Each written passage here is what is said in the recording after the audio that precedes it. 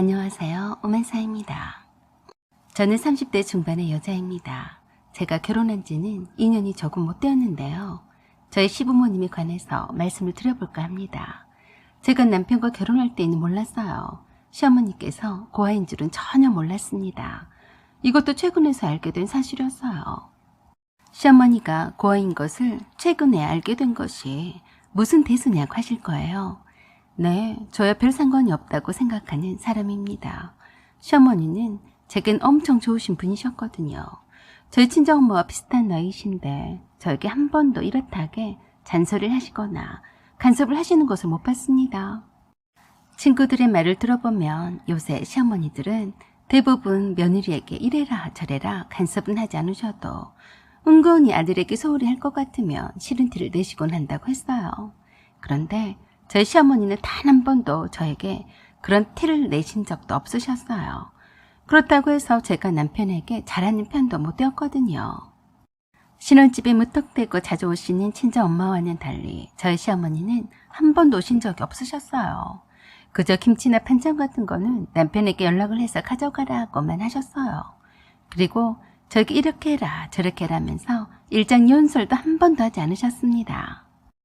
오히려 저희 친정엄마에게 귀에 딱지가 붙을 정도로 잔소리를 들어야 했어요.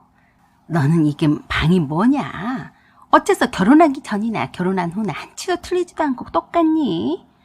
너 남 믿고 이렇게 어질러 놓고 다니냐? 방이며 거실이며 거지 소굴이 따로 없다.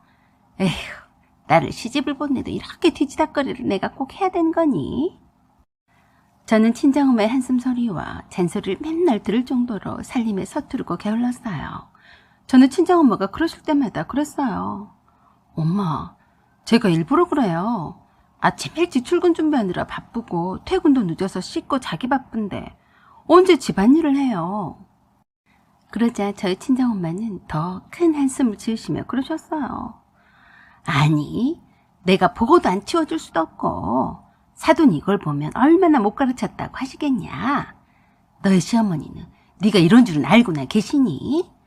조소방하고 함께 치우고 좀 살아라. 엄마가 그렇게 말씀을 하셔도 저는 제 할 말이 있었어요.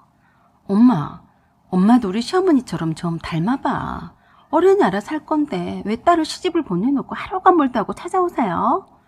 우리 시어머니는 한 번도 막 찾아오신 적이 없었어요. 그럼 딸 가진 부모인데 어떡하냐? 엄마가 할 일이 없어서 신혼인데 찾아온다고 생각하니? 다 너 힘들까봐 그러는 거 아니냐? 저거는 꼭 알면서 저렇게 말하더라. 그래도 안사돈이 점잖으신 분이라서 아직까지 이렇다 하게 너한테 말을 하지 않으시지만 그런 분한테는 더 조심을 해야 하는 거야. 알겠어? 저는 죽이 되든 밥이 되든 내버려두면 알아서 잘할 거라고 했어요. 엄마의 말씀처럼 저희 시어머니는 말수도 적으시고 조용하신 분이셨어요. 장남인 남편을 포함해서 아들을 셋이나 키우셨어도 차분하시고 큰소리를 한 번 함부로 하신 적을 못 봤네요. 평생에 바깥일은 한 번도 하신 적이 없으셨고 주부로만 사셨다고 하는데 차분하신 성격이었죠. 그래서 저는 시어머니가 고학력자인 줄 알았습니다. 그런데 그게 아니고 중학교만 졸업을 하셨고 거기에다가 고아였다는 사실을 알게 되었어요. 결혼 전에 시어머니 학력과 출신에 대해서 알려고 하지 않았고 남편도 일부러 말하지 않아서 몰랐어요. 그렇지만 도련님의 결혼 문제로 인해서 시부모님이 다투시게 되면서부터 알게 되었습니다. 도련님의 결혼 문제로 시댁에 갔을 때 일이었어요. 항상 시어머니는 말이 적으셨고 아버님이 말씀을 많이 하신 편이었는데 그날도 아버님이 여러 가지에 대해서 말씀을 하시고 계셨어요. 성준이가 상견례를 하는데 우리 가족들 모두 다 참석하자. 특히나 안사돈이 되시는 분이 너희들도 알다시피 대학교 교수님이시다. 그러니까 너희들도 단정히 차려입고 말도 책 잡히지 않게 잘하고 괜히 어른들 하는 말에 나서지 마라. 알겠냐? 다들 알겠다고 했어요. 그러자 시어머니가 도련님에게 그러셨어요. 성준아, 신혼집은 어떻게 할 생각이니? 네 형처럼 너한테도 보태줄 수 없는 형편인데 혼수는 해오지 않아도 되니까 어떡하든지 신혼집 구하는데 보태는 게 나을 것 같다. 라고 하셨는데 아버님이 갑자기 버럭 화를 내셨어요. 참, 무식하게. 결혼을 할지 안 할지도 모르는데 무슨 신혼집 타령이야. 당신은 못 배운 거 티나니까 입을 꼭 다물고 있어. 알았어? 그 안사도는 대학 교수라는데 당신이 성준이 얼굴에 먹칠할 거 아니면 조용히 하고 있으란 말이야. 아버님은 자식들과 며느리가 있는데 앞에서 함부로 시어머니께 말씀을 하셨어요. 그러는 아버님께 시어머니도 가만히 계시지 않으셨어요. 뭐요? 내가 무식하다고 했어요? 내가 다시 한번 말하는데 성준이뿐만이 아니라 내 낯짝이 부끄럽게 못 배운 티를 내거나 할 거면 차라리 상견례 자리에 가지 마라. 제가 들어도 참 민망하게 말씀을 하시더라고요. 평소 때는 두 분이 서로 대화를 나누시는 것을 못 봐서 몰랐는데 상당히 시부모님 사이가 좋지 않다는 것을 알 수 있었어요. 아무리 그래도 그렇지 자식들과 며느리 앞에서 아버님이 시어머니께 무식하다는 말씀은 너무하신 것 같았어요. 차분하고 고상하셨던 시어머니도 그날만큼은 참지 않으시더라고요. 교양머리 없이 애들 앞에서 무식이니 뭐니 하는 당신이 정신이 제대로 바뀐 거예요. 당신이나 사돈될 분들 앞에서 지금처럼 말을 함부로 하지 말아요. 내가 무슨 말 실수를 한다고 그래? 안사돈 되실 분은 대학 교수고 당신은 중졸인데 딱 봐도 차이가 나지 않겠어? 뭐요? 갑자기 내가 중졸이란 소리는 왜 꺼내고 그래요? 그것뿐이요? 당신은 고아 출신이 아니었냐고. 나나 되니까 망정이지. 누가 당신 같은 사람을 거들떠나 받겠어? 고마운 줄도 모르고 맨날 나한테 대들긴 하고 말이지. 그렇게 해서 저는 시어머니가 고아였다는 것을 알게 되었습니다. 제가 결혼할 때도 아버님이 시어머니가 고아였다는 사실과 중졸이란 사실을 숨기라고 했다고 했어요. 아버님은 시어머니가 중졸이고 고아라는 사실을 굉장히 부끄럽게 생각하셨습니다. 그래서 그런지는 몰라도 남편과 도련님들도 부끄럽게 생각하는 것 같았어요. 남편도 제게 되도록이면 숨기고 싶었는데 아버님이 속없이 다 말해버렸다며 속상해하는 눈치였어요. 그렇다고 해서 시어머니께 못 배운 티를 낸다며 중졸 운운하시던 아버님은 고졸이라고 했습니다. 뭐 고졸이나 중졸이나 뭔 차이인가 싶었네요. 배웠네 못 배웠네 하는 게 무슨 소용인지 참 그렇더라고요. 아버님이 시어머니를 일방적으로 무시하고 함부로 하는 모습이 정말 보기에 좋지 않았습니다. 늘 그렇게 살아오시면서 아버님이 함부로 하시는 말에도 참으면서 살아오신 것 같았어요. 아들이 셋이나 있었지만 함부로 시어머니께 말씀을 하신 아버님께 아무도 뭐라 하지 않더라고요. 그래서 저도 모르게 한마디 했습니다. 아버님, 어머니한테 너무하세요. 못 배웠다는 소리는 저도 듣기 거북하네요. 아버님이 어머니한테 사과하셔야죠. 제가 들어도 이건 아니다 싶어요. 갑자기 분위기가 찬물 끼얹는 듯이 싸해졌습니다. 남편이 저에게 그랬어요. 자기는 왜 나서서 그래? 그래서 제가 다 들으란 식으로 말했어요. 아니 그렇잖아. 어머니는 가만히 계시는데 아버님 계속해서 어머니께 중졸이니 고아 출신이니 나나 되니까 거들떠도 안 보는 거 굳이 하신 것처럼 말씀하셨잖아. 왜 자기는 그런 말씀을 하시는데도 가만히 있어? 듣고 있는 나도 화가 나는데 어머니는 오죽하시겠니? 그러자 아버님이 뜻밖이라 헛기침을 하시더라고요. 설마니 며느리가 그렇게 나올 줄은 꿈에도 생각하지 않은 듯 놀란 눈치였어요. 도련님들도 눈이 땡그레져서 남편에게 그만하게 하라고 눈치를 주는 것 같았고요. 사실 그 모습에 더 짜증이 났습니다. 그래서 한 김에 한마디 더 했어요. 사실 아버님이 어머니에게 고하라고 하는 것도 그렇네요.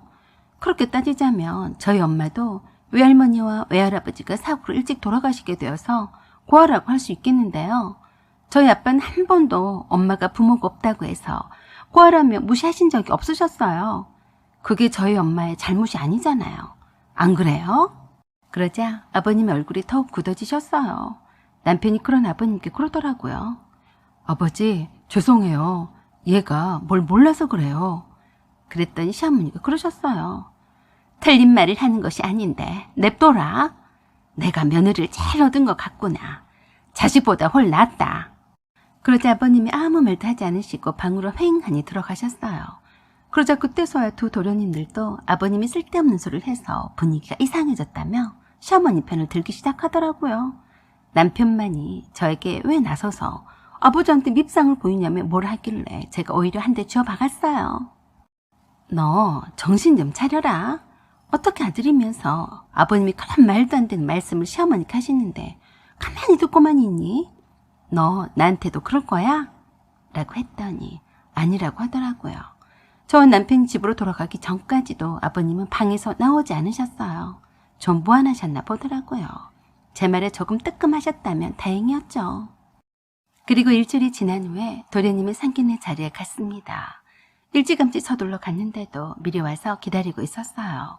상견례장에 들어서자마자 도련님의 안사돈이 되시는 분이 시어머니께 달려오셨어요.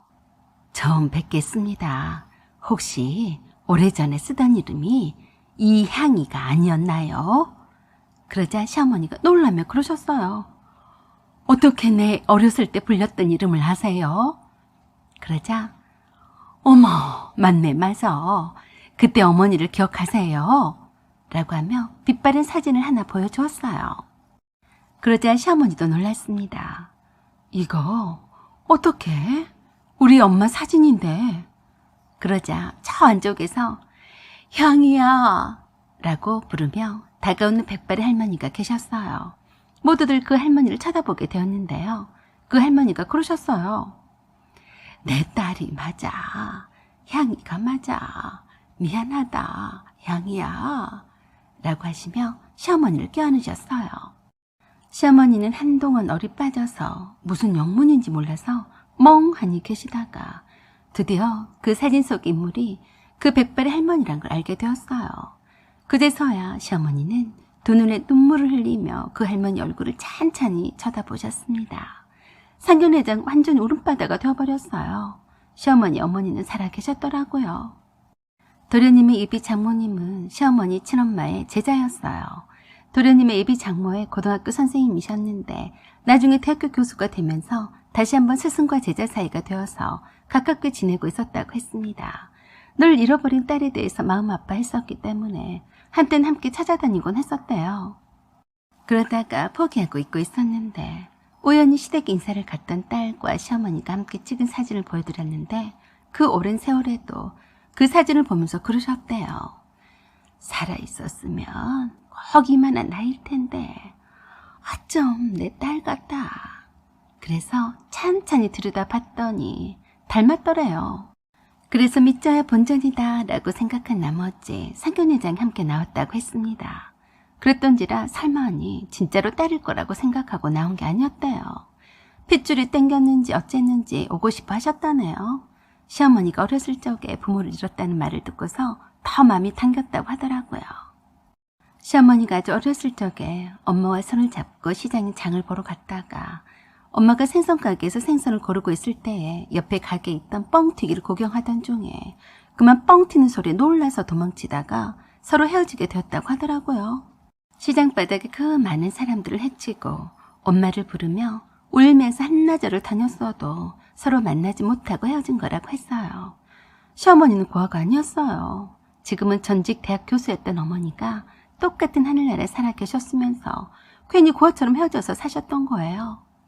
아버님은 그렇게나 시어머니가 고아라면서 무시를 했었는데 아니었어요. 전직 대학 교수면서 꽤 괜찮은 집안의 딸이었어요. 그런 것도 모르고 아버님은 고아였던 시어머니를 인생구제를 해준 것처럼 거들먹 거리셨다니 좀 웃기더라고요.